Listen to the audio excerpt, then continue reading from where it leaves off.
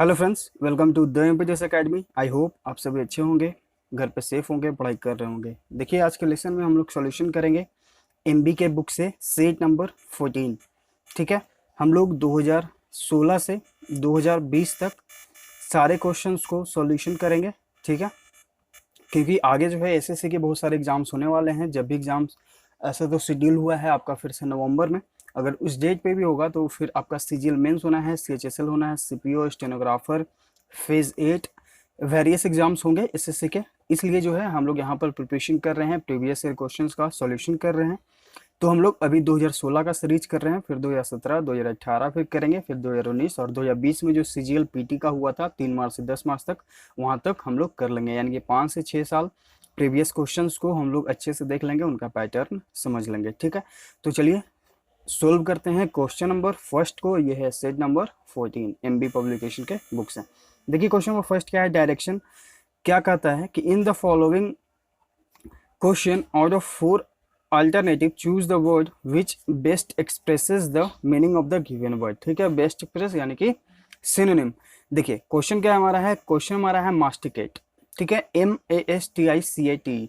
मास्टिकेट मतलब होता है चबाना। ठीक है, मास्टिकेट मतलब क्या होता है, चबाना। अब यहाँ पर देखिए हमारे पास 4 ऑप्शंस होते हैं, कोई एक उसमें राइट आंसर होगा। तो देखते हैं ऑप्शंस क्या क्या है। ऑप्शन ए आपका है च्यू, CHEW। च्यू मतलब होता है चबाना। तो देखिए हमारा राइट आंसर जो है वो हमें ऑप्शन ए के रूप में मिल गया। बाकी जो ऑप्शंस हैं, ऑप्शन बी आपका है चोक, CHOK। चोक मतलब होता है गला घोटना। ठीक है, ऑप्शन सी आपका है बाइट, बाइट मतलब होता है काटना। और ऑप्शन डी आपका है सैलो, सैलो मतलब होता है निगल लेना। ठीक है, तो ये तीनों ऑप्शन एलिमिनेट, राइट आंसर आपका ए है, मास्टिकेट मतलब चबाना। ठीक है, क्वेश्चन नंबर 2 देखते हैं। In the following question out of 4 alternative choose the word which is opposite. Opposite यानी कि एंटोनिम्स आपको यहाँ पर बताना होगा, विपरीतार्थक शब्द। और क्वेश्चन क्या है हमारा, फेरोसियस। ठीक है, FEROCIOUS। इसका मतलब होता है क्रूर या फिर भयंकर। ठीक है, क्रूर, भयंकर। अब यहाँ हमारे पास फिर से 4 ऑप्शन हैं, कोई एक राइट आंसर होगा इसका एंटोनिम। ठीक है, चलिए देखते हैं। ऑप्शन ए आपका है माइल्ड, MILD। ठीक है, माइल्ड मतलब क्या होता है, माइल्ड मतलब होता है सौम्य या फिर कोमल। तो राइट आंसर हमारा यहाँ पे ऑप्शन ए हो जाएगा। ठीक है, फेरोसियस मतलब क्या होता है, फेरोसियस मतलब होता है क्रूर या फिर भयंकर। ठीक है, और माइल्ड मतलब होता है सौम्य या फिर कोमल। तो राइट आंसर एंटोनिम के रूप में हमें मिल गया ऑप्शन ए। बाकी जो ऑप्शन हैं, स्वीट यानी कि मिठाई, ब्रूटल यानी कि क्रूर, तो ये देखिए इसका सिनोनिम हो गया, जबकि हमें यहाँ पे एंटोनिम बताना है, इसलिए ऑप्शन सी एलिमिनेट हो जाएगा। और ऑप्शन डी आपका है वाइल्ड मतलब जंगली। ठीक है, तो ये भी eliminate, right answer A. Question number 3, 4 words are given out of which only one word is correctly spelled। 4 options दिए गए हैं, उसमें कोई एक जो वर्ड है वो आपका करेक्टली स्पेल्ड है, उसी को आपको चूज करना है। Choose the correctly spelled word. ठीक है, तो चारों जो वर्ड्स लिखे गए हैं वो लिखे गए हैं एलिविएट। ठीक है, एलिविएट। अब देखिए यहाँ पर जो आपका करेक्ट स्पेल्ड जो आपको सर्च करना है वो है आपका ऑप्शन ए, ALLEVIATE, एलिविएट। ठीक है, एलिविएट मतलब क्या होता है, कम करना होता है। ठीक है, कम करना। ठीक है, ऑप्शन ए आपका यहाँ पे राइट आंसर हो जाएगा। ठीक है, एलिविएट यानी कि कम करना। अब हम लोग देखते हैं question number 4 to 6। Question number 4 to 6 का डायरेक्शन पढ़ते हैं। In the following questions one part of sentence में हैव एन एरर। देखिए एक सेंटेंस है, उसमें 4 पार्ट है, उसके कोई एक पार्ट में एरर हो सकता है, आपको उसी को ढूंढना है। अगर आपको लगता है कि कोई एरर नहीं है तो आपको एक ऑप्शन मिलेगा नो एरर। ठीक है, आपको उसके साथ जाना होगा। तो चलिए देखते हैं क्वेश्चन नंबर 4 को। The reason Janet came dressed, the reason Janet came dressed as Lady Gaga was because she had been told it was a costume party. ठीक है, देखिए हमारा सेंटेंस शुरू हो रहा है द रीजन से। ठीक है, तो द रीजन के बाद जो हमारा दूसरा सेंटेंस आएगा उसे जोड़ने के लिए हम कंजंक्शन के रूप में because, because of, due to या फिर ओ टू, इस तरह के वर्ड्स को यूज नहीं करते हैं। ठीक है, तो यहाँ पर हम क्या कंजंक्शन यूज करेंगे, हम यहाँ पर कंजंक्शन यूज करेंगे ऑप्शन सी में।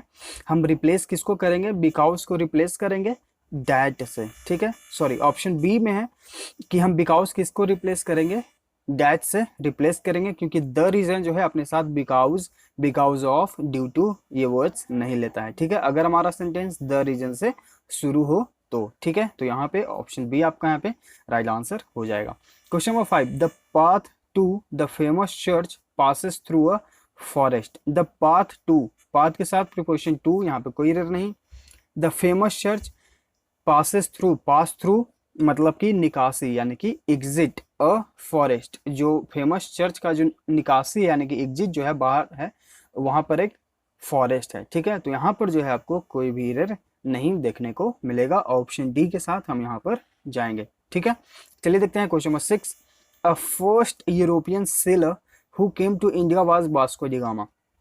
ठीक है, तो देखिए यहाँ पे जो पहला जो सेलर था, नाविक था, ठीक है, यानी कि किसी खास व्यक्ति के बारे में बात किया जाए, जो पहला एकदम फर्स्ट हो। ठीक है, तो अगर किसी खास चीज के बारे में बात हो तो हम वहां पर प्रीपोजिशन द का यूज करेंगे। ठीक है, तो ऑप्शन ए आपका यहाँ पे राइट आंसर हो जाएगा। ठीक है, ऑप्शन ए में आपका यहाँ पे एरर है, ए की जगह हमें क्या यूज करना होगा, द का यूज करना होगा। द फर्स्ट यूरोपियन सेलर, यानी कि जो यूरोपियन सेलर में पहला, यानी कि वो खास है। ठीक है, who came to India was Vasco da Gama. ठीक है, तो राइट आंसर आपका यहाँ पे ऑप्शन ए हो जाएगा। अब हम लोग देखते हैं question number 7 to 9, the sentence given with blanks are to be filled with an appropriate word. ठीक है, एक सेंटेंस दिया गया है, आपको इसको फिल करना है। 4 ऑप्शंस होंगे, कोई एक जो वर्ड हुआ है वो एप्रोप्रिएट है, आपको उसी के साथ उसे फिल करके उस सेंटेंस को कंप्लीट करना होगा। Question number 7, legislation was passed to punish brokers who fill in the blank their clients funds. देखिए, एक ऐसा कानून पास किया गया था ब्रोकर्स के लिए जो अपने क्लाइंट्स के पैसों को खा जाते हैं। ठीक है, तो देखिए यहाँ पर खा जाते हैं या फिर उसका गवर्न करते हैं, इस तरह के सेंटेंस ये कंप्लीट करेगा। तो यहाँ पर गवर्न करना का जो है यूज हम कर रहे हैं अगर इस सेंटेंस को कंप्लीट करने के लिए, तो गवर्न करने का जो वर्ड मीनिंग है वो क्या है हम यहाँ पर सीखेंगे। तो चलिए देखते हैं, हर एक वर्ड का अर्थ जानते हैं। ऑप्शन ए आपका है डेवास्टेट, मतलब होता है नाश करना, सर्वनाश करना। ठीक है, एलिमिनेट। ऑप्शन बी आपका है डेवियर, DEVOUR, इसका मतलब होता है लालच होना। ठीक है, ये भी एलिमिनेट। ऑप्शन सी आपका है डिफेलकेट, मतलब होता है गवर्न करना, पैसों का गवर्न करना। तो राइट आंसर आपका देखिए यहाँ पे ऑप्शन सी हो गया।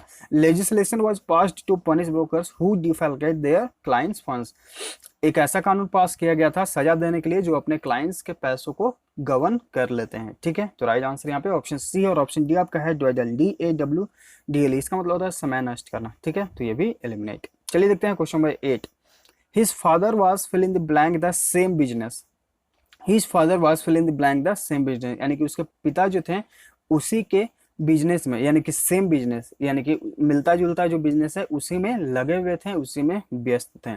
सेम बिजनेस है इसलिए जो है यहाँ पर व्यस्त, यहाँ पर हम लोग वर्ड यूज कर रहे हैं। यानी कि मान लीजिए कि उनके बेटे का भी जो है काम जो है वो शू का है। ठीक है, मतलब शू का शॉप है, और उनके पिताजी भी जो है उन्होंने भी जो है एक शू के शॉप को ही ओपन कर लिया, उसे काम किया, यानी कि दोनों का जो बिजनेस है वो सेम है, दोनों एक ही बिजनेस में व्यस्त हैं। ठीक है, तो यहाँ पर देखिए जो व्यस्त हैं उसका जो राइट आंसर होगा वो होगा आपका ऑप्शन बी, इंगेज्ड इन।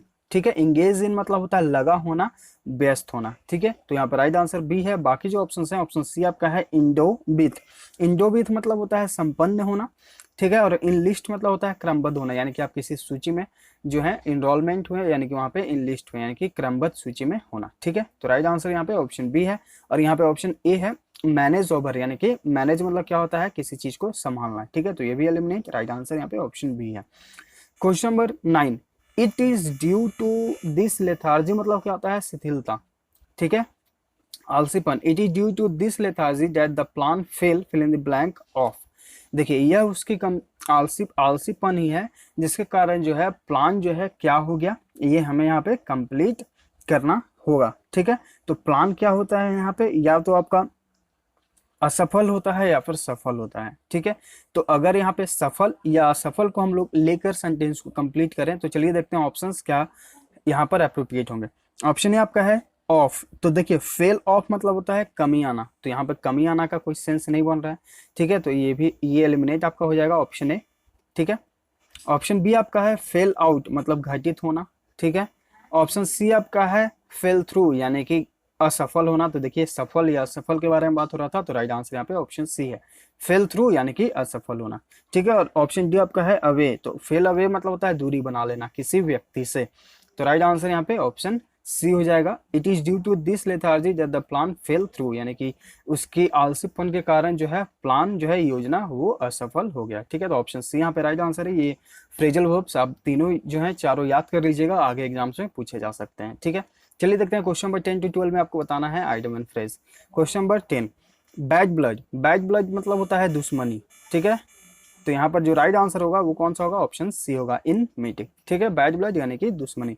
ऑप्शन क्वेश्चन नंबर 11 क्या है, to beat about the bush. To beat about the bush मतलब होता है घुमा फिरा कर बात करना।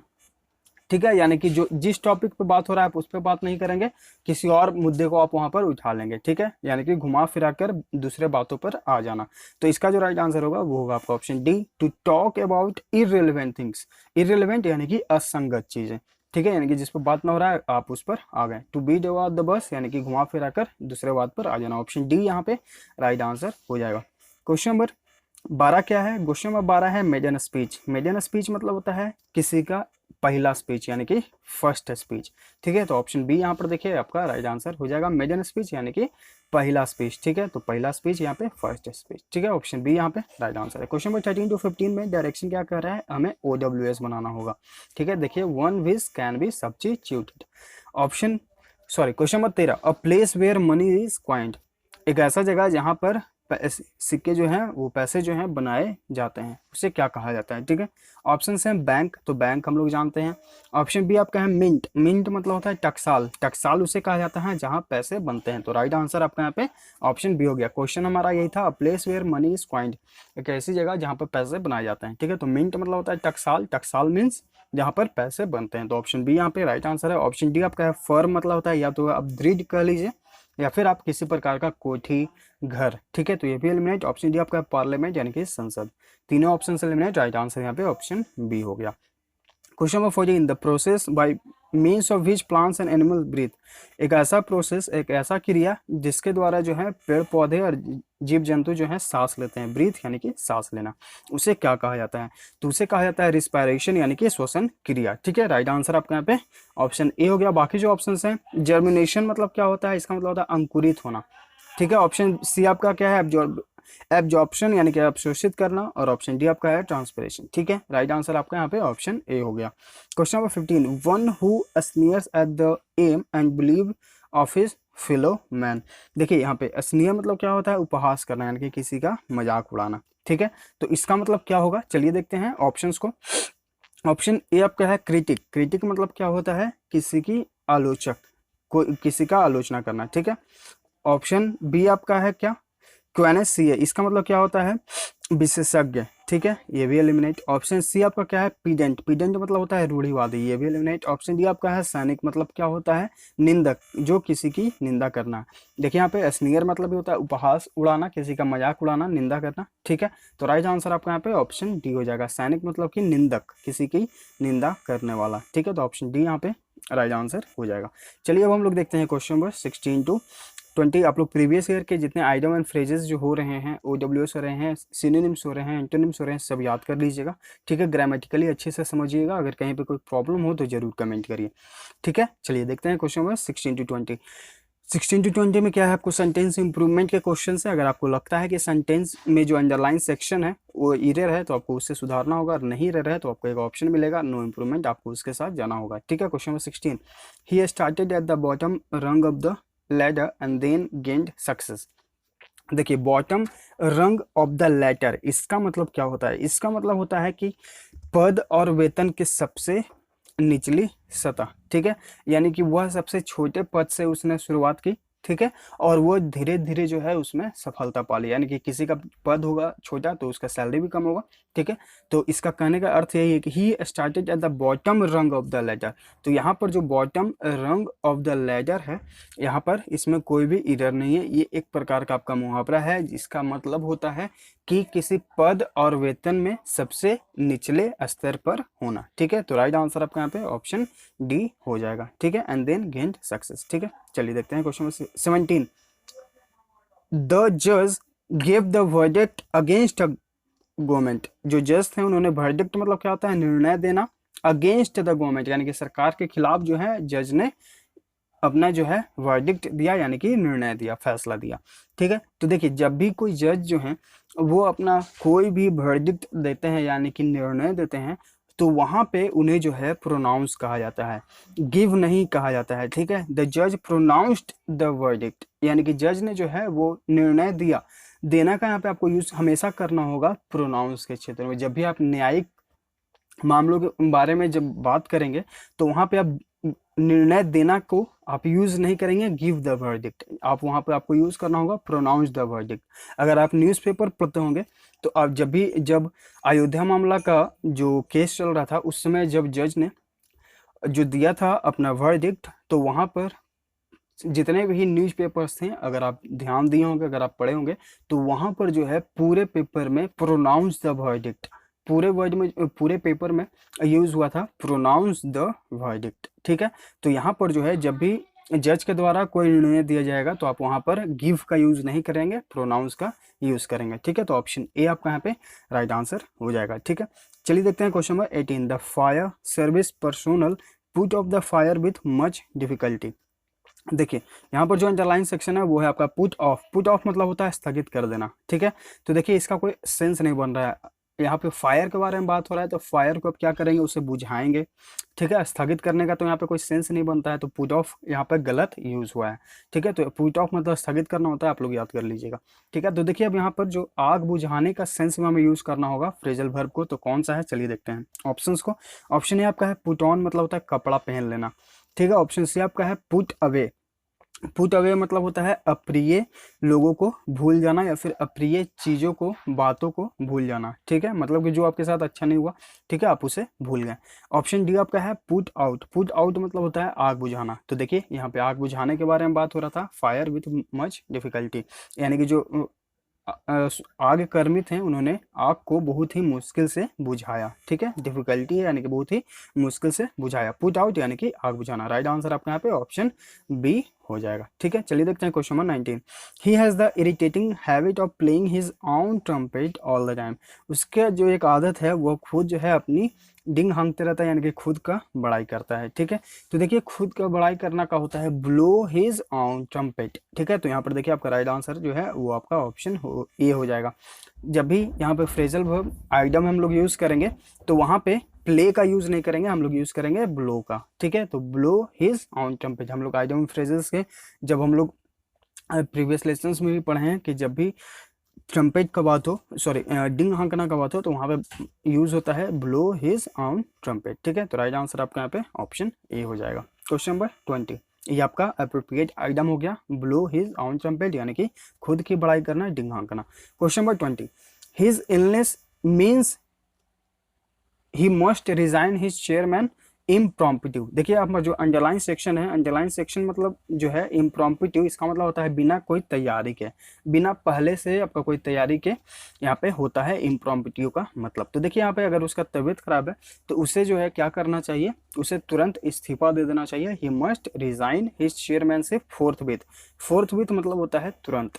ठीक है, फास्ट मतलब होता है जल्दी, अर्लीस्ट मतलब पहले, पहले का। ठीक है, और फोर्थ विथ मतलब होता है तुरंत, यानी कि अगर उसका तबीयत खराब है, ठीक है, तो उसे जो है तुरंत क्या करना चाहिए, अपने चेयरमैनशिप के पद से इस्तीफा दे देना चाहिए। ठीक है, तो तुरंत का यूज करना होगा हमें फोर्थ विथ।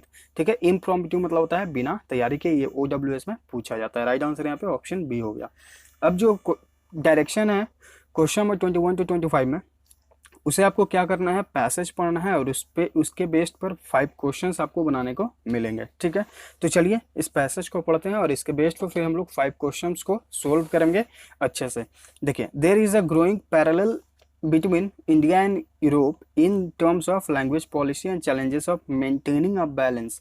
देखिए यहाँ पर जो है ग्रो मतलब क्या होता है, ग्रोइंग पैरेलल, यहाँ पर जो है ग्रोइंग पैरेलल का अर्थ क्या हो गया कि दोनों जो मतलब इंडिया यूरोप का जो संबंध है वो बहुत ही अच्छा है, मतलब कि विकसित कर रहा है धीरे धीरे। इन टर्म्स ऑफ लैंग्वेज यानी कि भाषा पॉलिसी में जो है वो इंडिया और यूरोप की जो संबंध है वो फल फूल रहे हैं, आगे बढ़ रहे हैं। ठीक है, and challenges of maintaining a balance, और यह जो चैलेंज है दोनों देशों के बीच, to maintain balance between regional languages, यानी कि जो क्षेत्रीय भाषा हैं, माइनॉरिटी लैंग्वेजेस हैं, जो वहाँ के खास लोगों के द्वारा जो बोले जाते हैं, माइनॉरिटी जो कुछ होते हैं। ठीक है, और and the rising demand for English, और जो इंग्लिश का जो डिमांड आजकल बढ़ रहा है वो दोनों में जो है इंडिया और यूरोप के संबंधों में वृद्धि हो रही है। ठीक है, the EU's language policy promotes मल्टीनेशनलिज्म।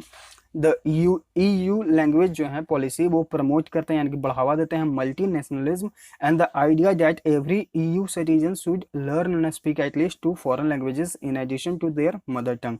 देखिए EU में जो सिटीजन हैं, जो नागरिक हैं, उन्हें सीखना चाहिए और बोलना चाहिए अपने मदर टंग के अलावा 2 और लैंग्वेजेस, यानी कि उनकी जो मातृभाषा है मदर टंग यानी कि मातृभाषा, इसके अलावा कम से कम उन्हें 2 फॉरेन लैंग्वेजेस तो सीखने चाहिए, यानी कि जानना चाहिए, बोलना चाहिए। ठीक है, यानी कि विदेशी भाषा। In practice the foreign languages curriculum in European countries is dominated now by the need to learn English.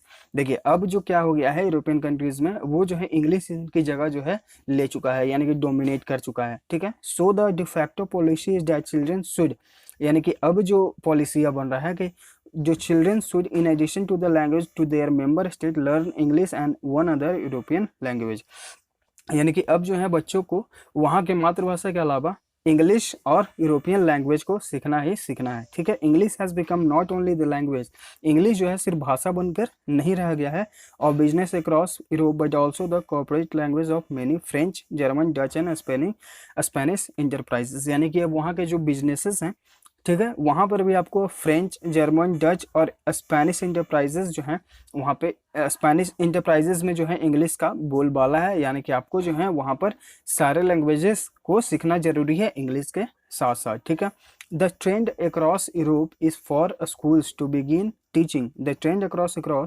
Europe is for schools to begin teaching English in class 1।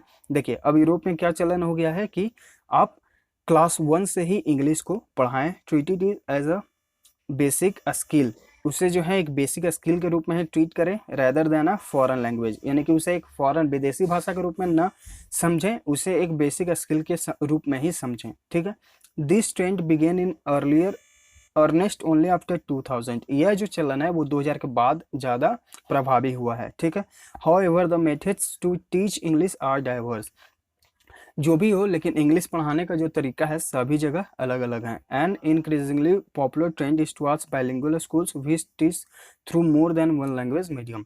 ज़्यादातर जो है स्कूलों में क्या रहा कि एक भाषा के माध्यम से जो है और दूसरे भाषाओं को पढ़ाए जा रहे हैं। ठीक है, तो यहाँ पर देखिए जो हमारे पास अब ऑप्शंस हैं इसके बेस्ड पर वो हम लोग बनाते हैं।